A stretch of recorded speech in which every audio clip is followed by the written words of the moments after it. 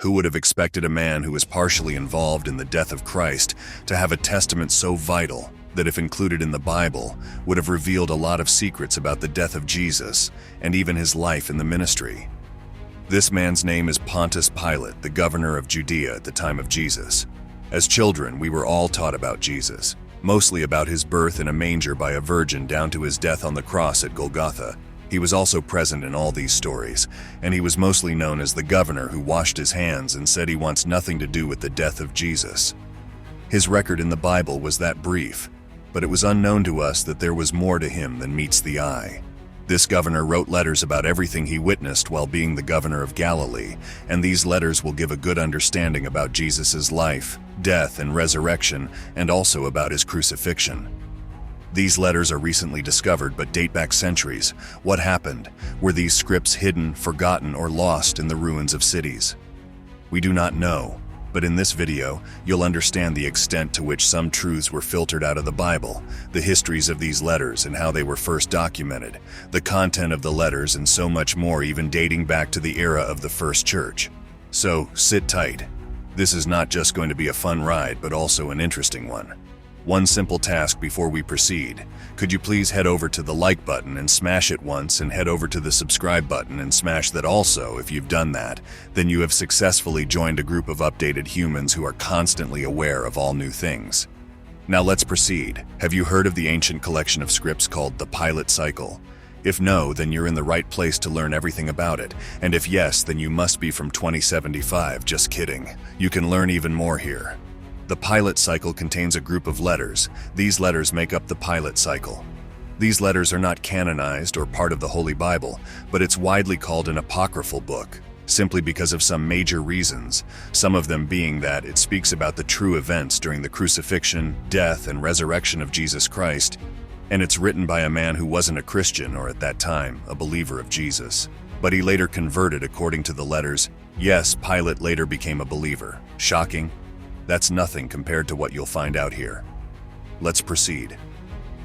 The history of the Pilate cycle is not so accurate, meaning it can't be determined if he wrote all the letters himself, but most of them were confirmed to be written by him. This letter describes his activities as the governor of Galilee and the ministry of Jesus in a different way, unlike the four Gospels, that is Matthew, Mark, Luke, and John. Some of these letters were not clear, and when evaluated with present-day texts, had only a few ancient textual references, pointing to a possible fact that these letters were not widely read by early Christians. There are several letters to be considered in this Pilate cycle. Some of them are Anaphora Pilati, the letter of Herod to Pilate, the letter of Pilate to Claudius, and the letter of Pilate to Herod, letter of Pilate to Tiberius, letter of Tiberius to Pilate, Mors Pilati, and so on. Others were more popular. The most notable example was the Gospel of Nicodemus, also known as Acts of Pilate, which proved quite popular and influential in medieval and Renaissance Christianity. Pontius Pilate was the governor of the Roman province of Judea, approximately from 26 to 36 AD. He presided over the execution of Jesus, due to accusations that Jesus had called himself King of the Jews, leading Pilate to believe he was possibly fronting a rebellion against the Herodian dynasty to bring about a kingdom of God. His activities are described in the Christian Gospels that were canonized in the New Testament. The Gospels are generally agreed to have been written between 70 and 110 AD, and provide a brief view of Christian traditions about Pilate in the decades after Jesus' death. Christians in later centuries hungered for more information than the Gospels provided, however. Just as infancy Gospels expanded the stories of young Jesus, various texts were produced that expanded the story of Pilate, Jesus' trial, and Jesus' execution. These Passion Gospels satisfied a natural curiosity and desire to know more about Jesus' death and its aftermath. In addition to expanding the Gospel story, many of these accounts seem to have had an apologetic motive as well. They aimed to reassure Christians that something amazing had happened in Judea during the time of Jesus, and reliable neutral parties such as Pilate confirmed it. Attitudes about Pilate varied and affected the style of literature produced. Loosely speaking, Eastern Christians revered Pilate, such as the Syrian, Coptic, and Ethiopian traditions. The Coptic tradition even deems him a saint. A version of this can be seen as early as the Gospel of John, which portrays Pilate more positively than the Synoptic Gospels. Western Christians were more skeptical of Pilate. During various periods of persecution by the Roman Empire, Pilate was identified as the first persecutor. Western attitudes softened later in an attempt to show that Christianity need not be feared, and that good Romans such as Pilate had acknowledged that Jesus was not a threat to Roman rule, and that the Jews were the real problem. After Christianity became the state religion of the Roman Empire, and after the fall of the Western Roman Empire, Western attitudes toward Pilate became more hostile again, as there was no longer a need to justify to pagan rulers that Christians were harmless and not criminals. Now we will be going over the letters, one by one. Stay sharp so you don't miss any. Acts of Pilate. The Acta Pilati, or Acts of Pilate, is a Christian text that records Jesus' trial, execution, and resurrection, and expands upon the details given in the Gospels. It is by far the most popular and well-read of Pilate-related apocrypha, being compiled in the Gospel of Nicodemus, Evangelium Nicodemi, in the 9th century, which was a popular work among medieval European Christians. There are two main versions, usually referred to as A and B. Scholars estimate that the versions that survive may have been finalized as late as the 5th or 6th centuries, although earlier dates from the 2nd to 4th centuries are possible as well. The work was originally written in Greek, although it claims to be translated from a Hebrew original within it. The authors appear to be familiar with all four of the canonical Gospels, and include some material from each. The Acts of Pilate were very popular. Over 500 ancient manuscripts survive in a variety of languages and versions, indicating it was translated, copied, and modified many times across Christendom. It proved especially popular in Western Christianity, with many surviving copies of the Latin translation. The versions identifying themselves as the Gospel of Nicodemus include a prologue where an author identifying himself as Ananias, a bodyguard of Pilate, claims to be translating a Hebrew word by Nicodemus. The main Acts of Pilate then proceeds to describe Jesus' trial. In it, Pilate is portrayed positively as someone who recognizes Jesus' greater authority as king. The Jewish leaders accuse Jesus of being a sorcerer. Jesus is brought in to be questioned, and the Roman standards, Aquila, bow down and worship him.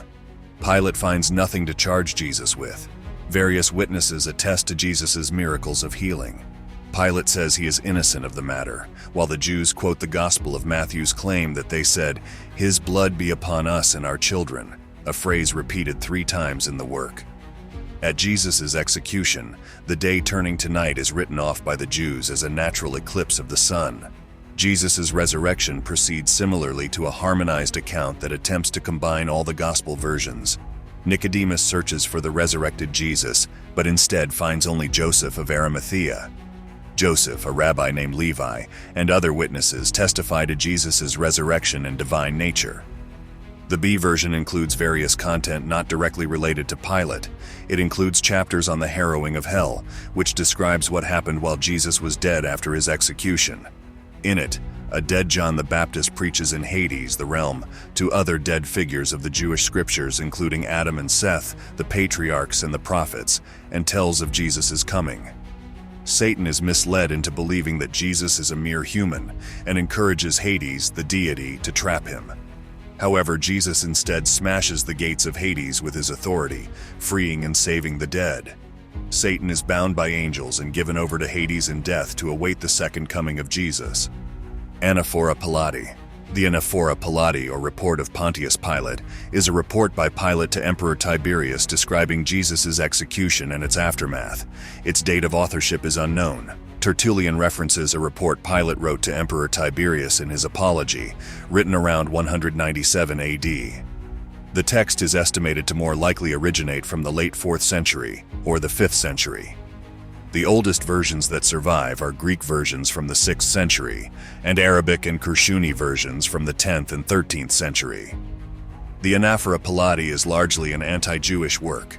The miracles of Jesus are plain and obvious to Pilate as more powerful than any of the Roman gods provide, yet the Jews blindly reject Jesus and demand his punishment, despite being unable to convict him of a single crime.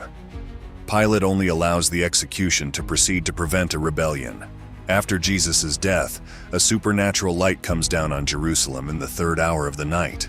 An earthquake opens the mountains and the dead pour out from Hades. Jews who had dared speak against Jesus are swallowed by chasms from the earthquake, not even leaving bodies.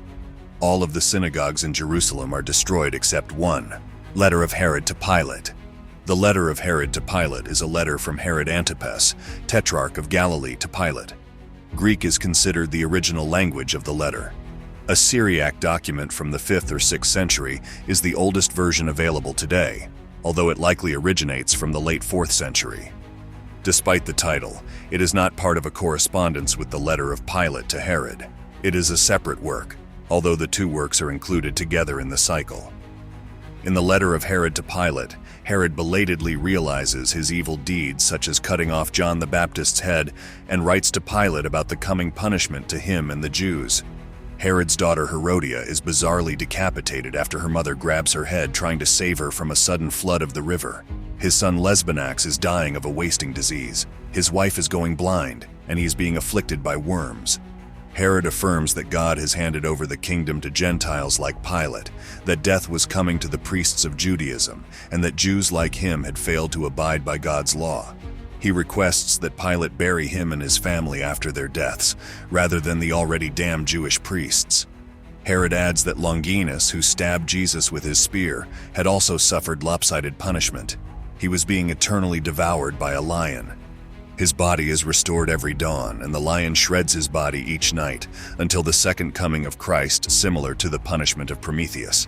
The letter concludes with writing that Nicodemus and Joseph of Arimathea had set down the record of this letter. Letter of Pilate to Claudius. The letter of Pilate to Claudius is a document written by Pilate to Emperor Claudius and written in Greek. It is potentially one of the oldest pieces of Pilate literature, dating from some point between the end of the 2nd century AD and the 5th century. The letter was later incorporated into the Acts of Peter and Paul, a 5th century work. It evinces a positive attitude toward Pilate. The account is largely a contradiction of the lies that say Jesus' body was stolen, rather than being resurrected. Pilate first affirms that Jesus performed amazing miracles during his term as governor. Pilate was convinced to hand him over to the Jews because the chief priests said he was a sorcerer who was violating Jewish law. Pilate then shows familiarity with the Gospel of Matthew and repeats the story from there that Pilate had sent soldiers to watch the tomb. Jesus had risen from the dead in the presence of the soldiers, and the chief priests of the Jews had paid off the soldiers in an attempt to spread lies that Jesus' disciples had stolen the body instead.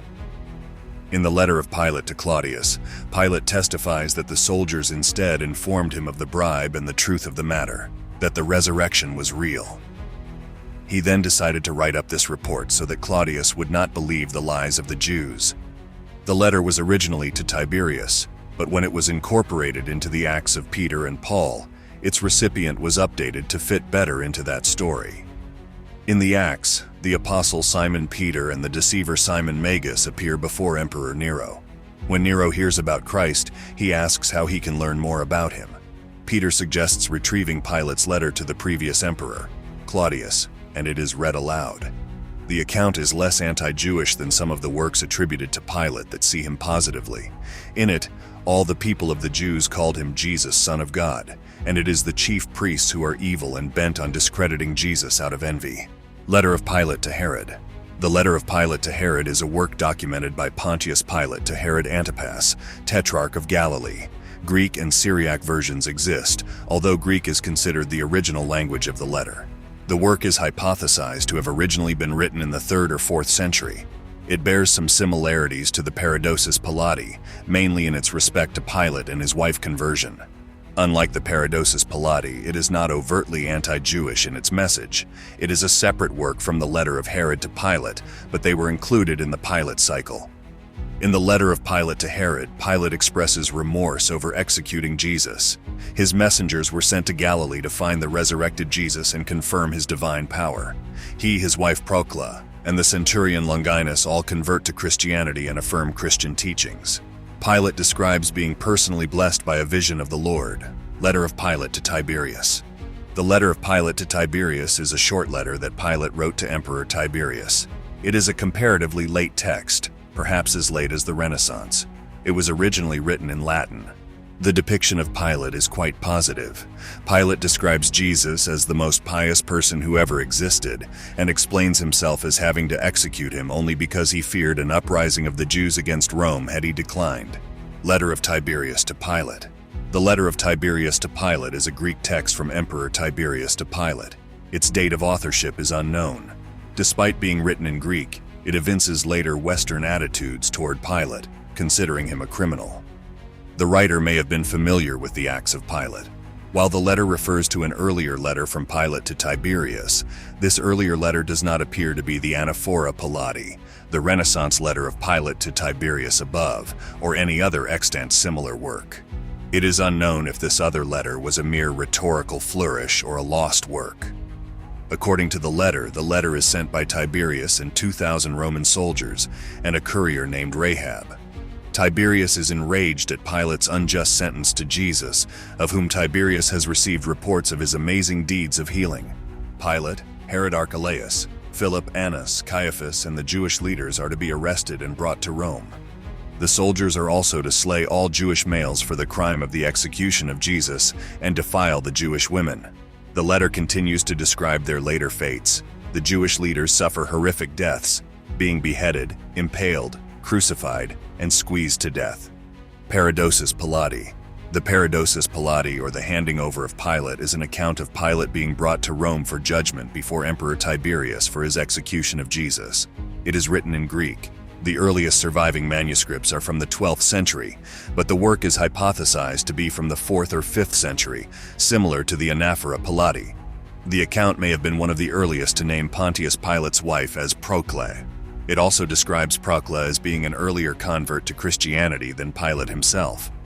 In the handing over of Pilate, Tiberius orders Pilate brought to him as a prisoner, somehow intuiting that the darkness that covered the world at Jesus' crucifixion was his fault. At trial, Pilate deflects and says that the Jewish leaders, as well as the entire multitude of the Jews, were the ones truly at fault. Tiberius suggests that Pilate should have sent Jesus to Rome for his safety. At the speaking of Jesus' name, all the emblems and statues of the Roman gods turn to dust. After he is pressed again, Pilate again blames the Jews for his act. Tiberius authorizes a decree to the Roman governor to enslave and disperse the inhabitants of Judea and lay the nation waste. The governor, Lysianus, does so. Still horrified at the death of Jesus, the emperor orders Pilate beheaded. Pilate prays and again blames the Jews. A voice from heaven responds and says that all the races and families of the Gentiles will bless Pilate because the fulfillment of the ancient prophecies of Jesus happened under him. Pilate will personally appear as a witness at the second coming and of the judging of unbelievers. Mors Pilati. The Mors Pilati, or the death of Pilate who condemned Jesus, is a late medieval work written in Latin. Similar to the letter of Tiberius to Pilate, it has a hostile attitude toward Pilate. It is an anonymous work that does not identify its author. While the modern form is from the 14th century, a version appears in the Golden Legend of the 1250s. This work may have been inspired by an excerpt from a work called the Historia Apocrypha from the 11th and 12th centuries, which itself might have been inspired by the Vindicta Salvatoris of the 8th and 9th centuries. In the death of Pilate, Emperor Tiberius is ill. He sends his emissary Volusian to seek out the famous healer Jesus of Nazareth, but Volusian is too late. Pilate has already executed him. Volusian instead finds Saint Veronica and takes both Veronica and Pilate back to Rome. Veronica uses a handkerchief with Jesus' image imprinted on it to heal Tiberius instead. Tiberius brings Pilate before him for judgment, but is stalled because Pilate is wearing part of Jesus' tunic that had been divided the day of his execution, and the emperor finds himself unable to act hostilely against someone wearing it. After a Christian strips Pilate of his scrounged holy tunic, Tiberius orders Pilate's execution. Pilate stabs himself with a dagger upon hearing the news. Additional letters included in the Pilate cycle include the Narrative of Joseph of Arimathea and Vindicta Salvatoris. Narrative of Joseph of Arimathea. The Narrative of Joseph of Arimathea is a medieval legend written in Greek, purportedly by Joseph of Arimathea, the man who requested Jesus' body to bury it. It chronicles the passion of Jesus as well as some of Jesus' activities with Joseph after his resurrection.